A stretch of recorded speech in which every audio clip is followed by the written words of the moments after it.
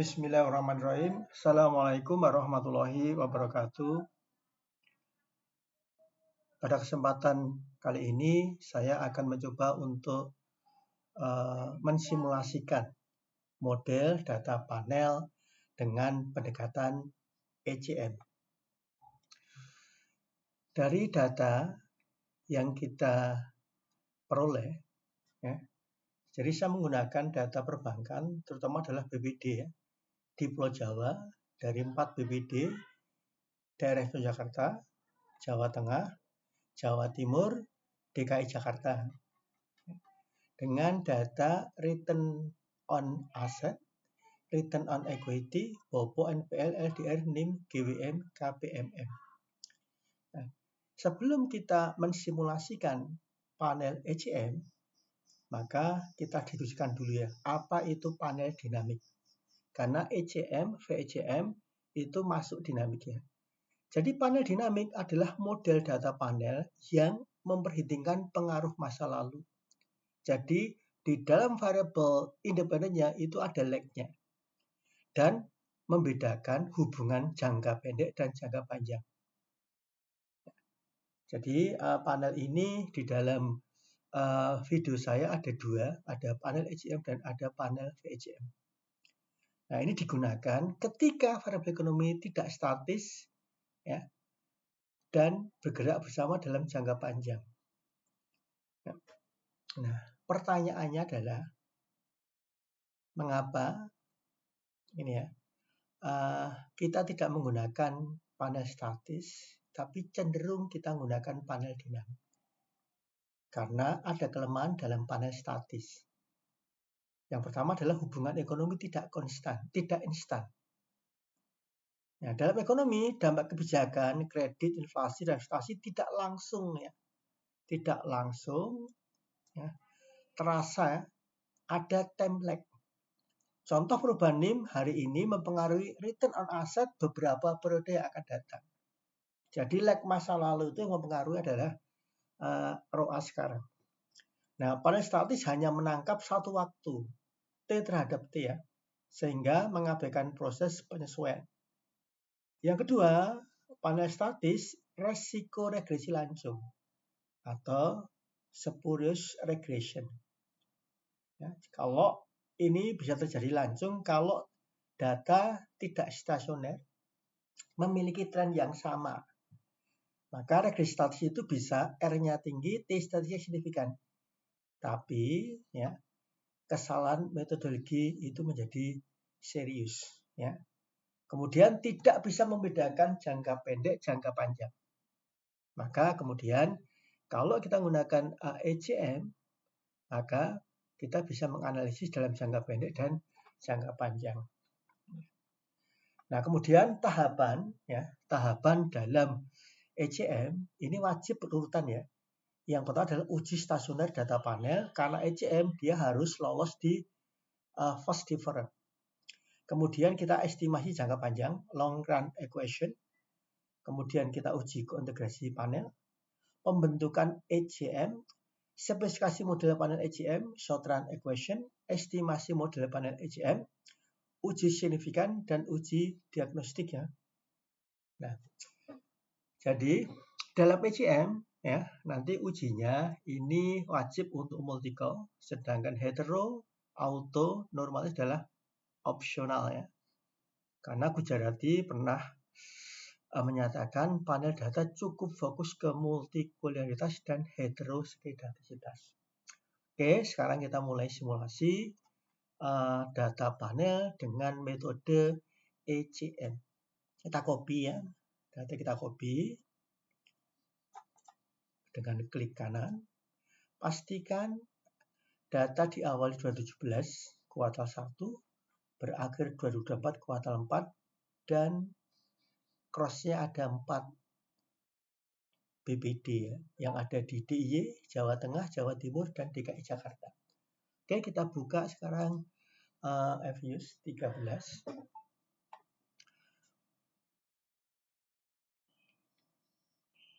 Oke, kita tunggu sebentar. Oke, sekarang kita buka file, new, work file. Kemudian kita pilih Ini adalah balance panel. Kemudian datanya adalah kuartal. Kemudian diawali 2017, kuartal 1, berakhir kuartal 1 berakhir 2024, kuartal 4, jumlah course-nya ada 4. Kita cek lagi di ini ya, di Fuse, di Excel sudah betul. Kalau sudah betul berarti kita langsung oke ya. Nah, ini yang mencirikan adalah data panel adalah ada crossed dan dated. Oke, setelah kita bentuk ya untuk persamaan C ya dan residua, tinggal kita masukkan variabel yang akan diamati. Maka kita gunakan quick empty group, kemudian kita bawa ke atas ya, kita tempatkan di kolom 1, klik kanan, kita paste, maka akan muncul tempatnya di sini. Oke, kita lihat, kita oke, sekarang paste, maka muncullah data ini. Nah, langkah pertama dalam melakukan regresi data panel model ECM, maka adalah kita menguji stasioner untuk data level dulu. Ya. Oke, sekarang kita lakukan dulu, kita uji serentak ya. Uji serentak, kalau ini ya, nah ternyata di sini tidak muncul. Berarti kita akan gunakan uji satu persatu ya. Maka kita gunakan row A dulu. Nah, kemudian untuk ngecek ini, maka saya akan gunakan tadi quick, kita gunakan cari statistik, kita unit row test. Kita tulis dulu di sini adalah row A. Oke. Kemudian kita klik untuk stasioner di level. Oke ya.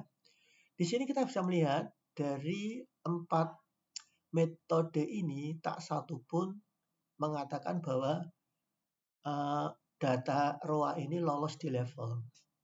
Kita bisa melihat gambarnya seperti ini ya. Ini gambarnya adalah dia membentuk tren. Nah, sekarang kita coba kita turunkan menjadi first different. Quick ya.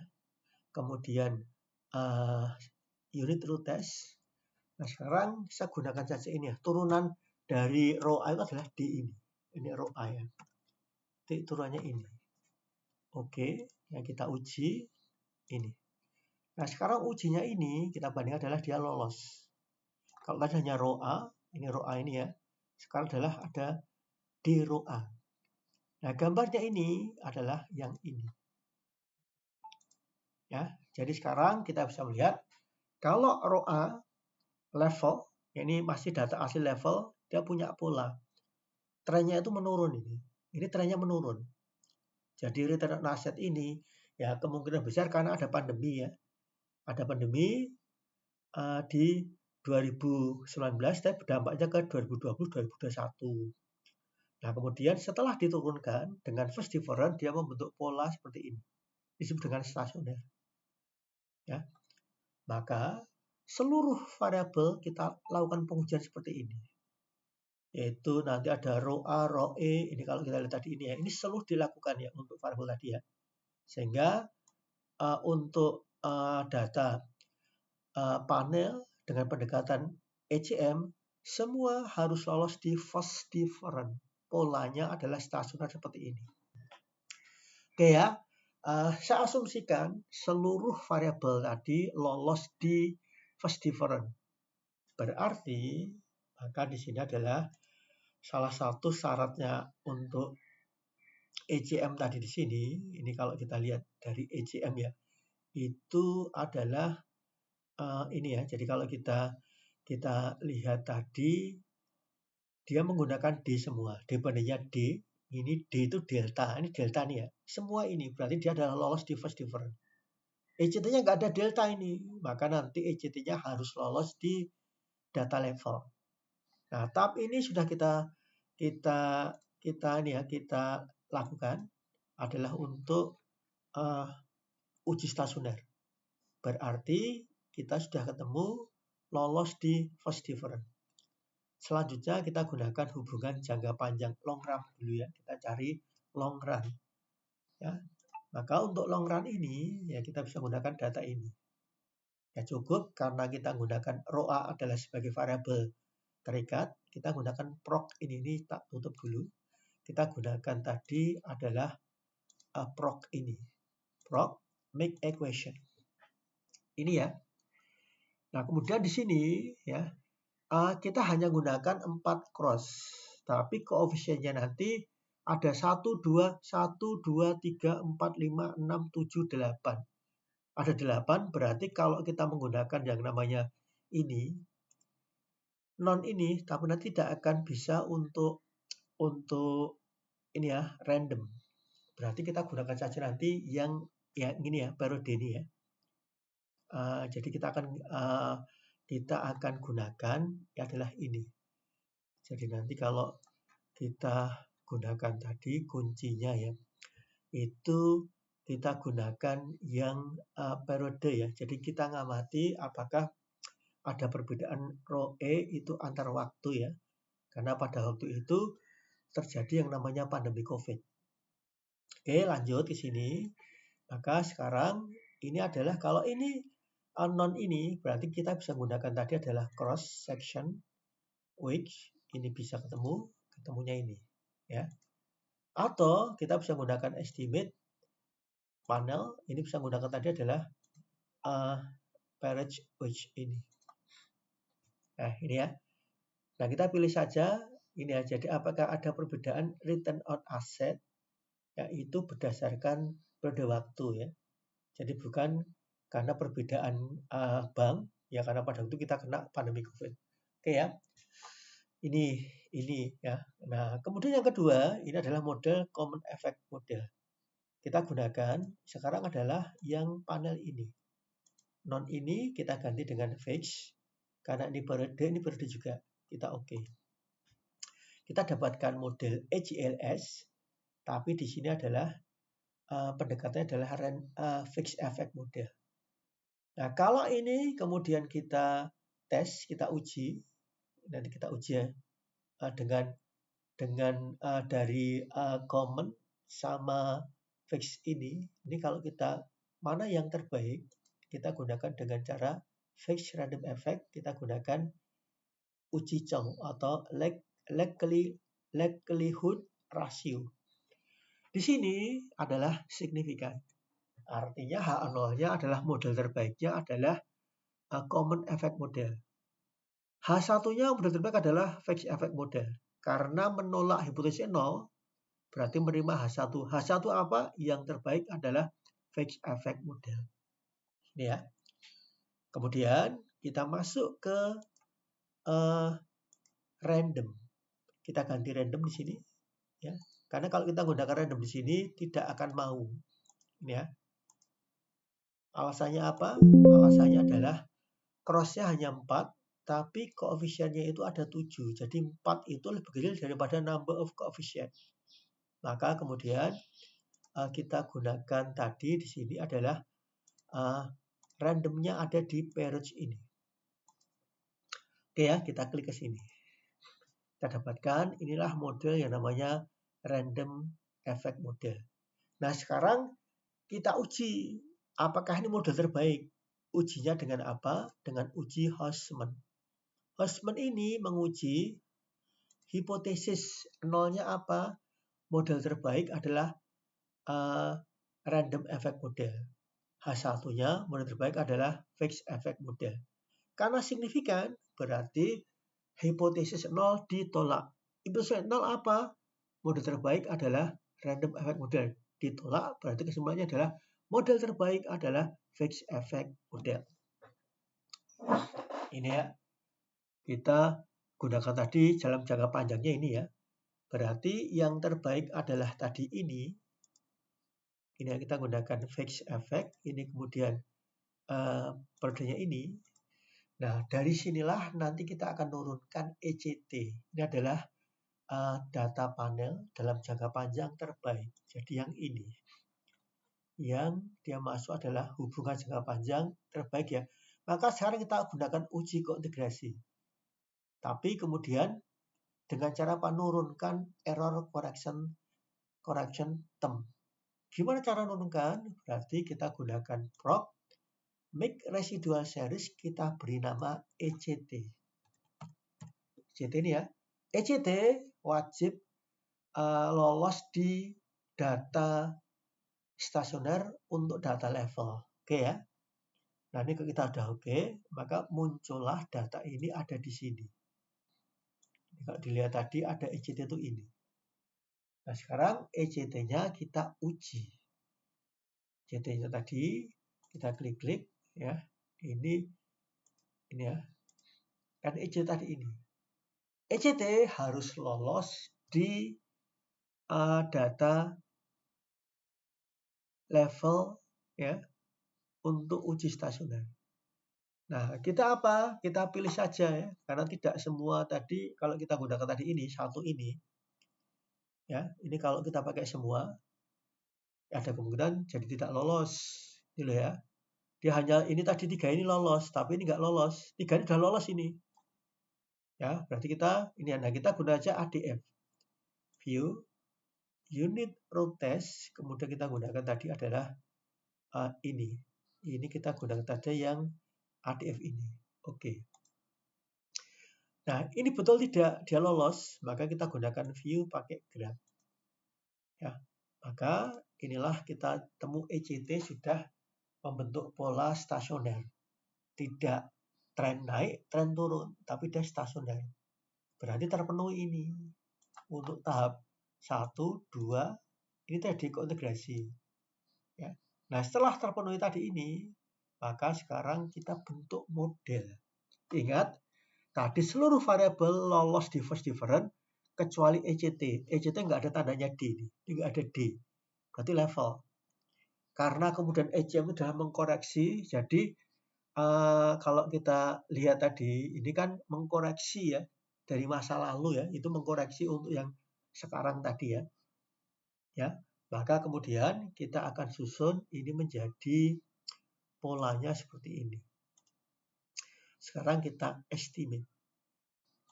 Nah, estimate ini, maka sekarang karena ini lolos semua di first different, maka kita tambah simbol D.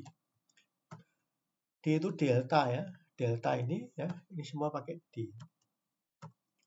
Ini semua pakai D. Karena semuanya pakai persen, jadi ini ya. Nanti angka koefisiennya menunjukkan elastisitas. Ini semua pakai D. D ya. D. Nah, ini baru yang disebut dengan model perubahan itu ini. Perubahan itu di sini. Ini juga sama model perubahan. Model perubahan. Nah, kalau seperti ini berarti belum dinamik. Disebut dengan error correction, maka di sini ditambahi disebut dengan variabel ECT. ECT nggak ada D-nya karena dia lolos ini dan ini harus valid. Nah, karena ECT-nya itu nggak mungkin berpengaruh ke ECT sekarang, nggak mungkin. Berarti ini harus lag. Dikasih lag 1, min 1. Nah, inilah yang disebut dengan panel ECM itu seperti ini. Ya, sekarang kita coba untuk diklik ke sini. Nah, inilah yang kemudian salah satu karakterinya adalah ini harus signifikan. Karena yang terbaik adalah modelnya adalah model. Modelnya adalah model fixed effect model. Jadi kita kemudian putuskan adalah kita gunakan model fixed effect model. Ini ya, kalau nanti kita lihat tadi ini ya, tadi cirinya ini. Ini hampir semua signifikan ya. Tapi kemudian ini ya, kita bisa lihat ini ya, di sini adalah ini wajib signifikan dan bertanda negatif. Ini signifikan. Jadi dari sini kita bisa lihat, jadi kalau ada perbedaan, arti dari ECT ini ada perbedaan, dan negatif adalah dia di bawah keseimbangan ya. Jadi kalau negatif itu dia berada di bawah keseimbangan. Kalau ada perbedaan antara return on asset realitanya dengan harapan, maka dalam satu periode itu bisa disesuaikan sebesar 49,7%. Ini ya. Nah, habis ini setelah kita lakukan ini, maka tahap berikutnya adalah uji signifikansi ya. Kalau tadi sudah estimasi, ini ya, kita bisa gunakan tadi di sini ya, hampir semua signifikan kecuali GWM dan KPMM. Semua signifikan ini. Nah, sekarang yang terakhir harus kita uji di sini, uji di analisis ini. Maka kita bisa gunakan tadi hetero, robust ini. Nah, untuk menghindari hetero ini, maka model ini bisa kita rubah. Tadi estimate, maka ini kita bisa gunakan tadi adalah dengan cara robust least square tadi ini. Klik ini ya. Tetap sama tadi ini tinggal signifikan juga sama. Ini ya. Nah, sekarang kita ini ya. Ini kalau kita lihat tadi loh ya. Ini kalau kita lihat tadi ya. Nah, sekarang dari ini ya, kemudian kita uji ya. Kita uji asumsi klasiknya tadi adalah yang pertama, kalau kita pakai di sini, kita hanya bisa lihat untuk residual adalah normalitasnya. Klik ke sini. Ya, tapi ini option ya. Ini tadi kalau kita lihat tadi, ini tidak wajib. Normalitas ya, berarti aman. Nah, kemudian auto juga option. Yang penting hetero ini.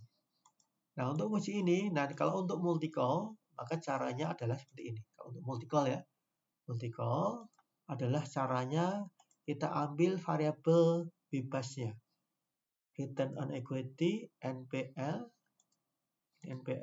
NIM, LDR, GWM tadi, BOPO ini. Ini kita klik kanan, kita copy, kemudian kita pilih quick, seri statistik, group statistik, kita pilih correlation. Otomatis akan muncul data yang saya copy nih ya, klik ke sini. Klik OK, klik ke sini. Oke. Nah, dari sini kita bisa melihat di sini tidak ada angka di atas 0,8. Ya. Kalau angka 1 ya memang karena hubungannya sempurna antara ROE dengan ROE, NP dengan NPL ya. Tapi angka selain 1 tidak ada angka 0,8 ke atas. Artinya ini terpenuhi. Yang uji multi-call wajib terpenuhi ya. Terpenuhi bahwa tidak mengandung multi-call dalam model panel ECM. Nah, selanjutnya kita akan gunakan tadi adalah ini ya, kita lihat hasil regresinya tadi adalah ini. Dari sini maka kita cari adalah sekarang estimate. Nah, kita cari kemudian yang proc ini ya. Ini kita tadi kalau kita gunakan tadi proc tadi, klik ke sini, proc, kemudian kita ini ya, kalau kita nanti sudah ketemu ini kita cari make residual series. Ini sudah ketemu tadi ya, sudah kita proc make residual series. Ini kita cari residual ya, residual, klik OK. Nah, sekarang ini untuk menggantikan apa? Menggantikan ini. Jadi regresi tadi adalah ini. Maka yang ini diganti sekarang adalah ini. Jadi variabel terikatnya diganti dengan ABS. Kemudian di sini residual. Kemudian di belakangnya kita kasih residual dalam kurung leg 1, leg min 1. Ini leg 1 nih min itu. Ya, kemudian residual leg 2, residual leg 2. Oke, ini. Oke ya, karena udah juga tadi robust tadi ini, klik OK. Oh, ini adalah ada residual. Sebentar, ini yang yang salah yang ini. Residual. Oke, kita ini. Di sini kita lihat tadi ini ya, untuk residualnya ini aman. Ini ya.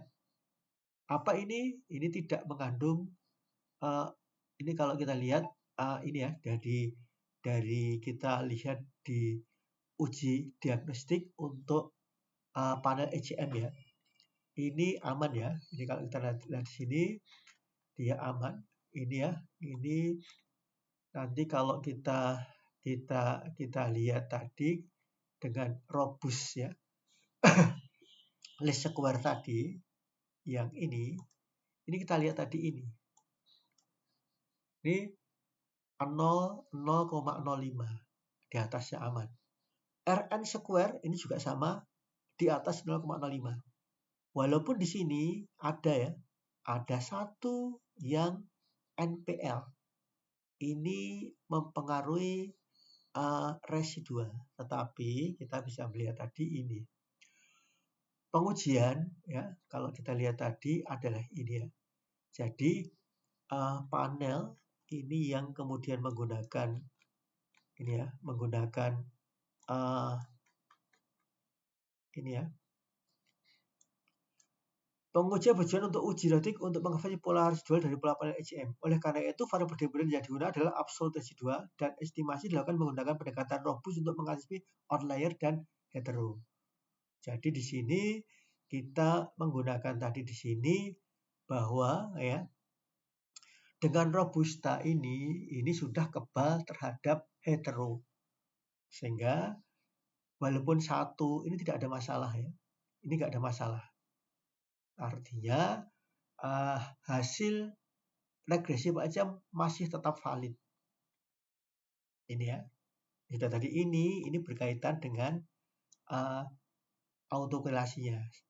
Semua di atas 0,05. Ini hampir cuma satu. Tapi karena kita sudah menggunakan pendekatan robust LS, maka tidak masalah ya. Walaupun ada satu atau dua variabel signifikan. Intinya adalah dengan robust ini model sudah kebal terhadap heterosikidastisitas. Ya. Ini ya. Ini kalau nanti kita lihat ya. Nah, sehingga model panel kalau kita lihat tadi di kemudian row A ini kemudian yang ini saya hilangkan, ini adalah sudah model terbaik. Dan ini bisa dianalisis ya untuk digunakan di sebuah penelitian. Ini. Kenapa? Karena ini cirinya ya. Cirinya ini, semua ini dalam jangka pendek ini sudah memenuhi kriteria ini. Ya. Syarat kunci paling apakah terpenuhi? Berarti ada kointegrasi. Apa tadi ECT-nya? ECT-nya dan ECT-1 signifikan. Nah, kemudian variabel dalam first difference kemudian bisa diintegrasikan dalam jangka pendek, jangka panjang. Semua terpenuhi, syarat macam terpenuhi. Ini ya. Ini semua terpenuhi ya. Ini dari data ini terpenuhi. Ini signifikan negatif. Ya. Kemudian kalau kemudian kita lihat semuanya menggunakan ini adalah first difference. Ini ya. Nah, inilah yang kemudian pendekatannya robusta dan R-nya juga sudah menurun dibandingkan dengan panel statis. Nah, ini tinggal kemudian dianalisis, kemudian dicarikan riset terdahulu yang mendukung ya, sehingga hasil ini valid untuk digunakan dalam sebuah penelitian. Mungkin ya, ini sedikit dari saya tentang pembahasan panel ECM. Kurang maaf. Assalamualaikum warahmatullahi wabarakatuh.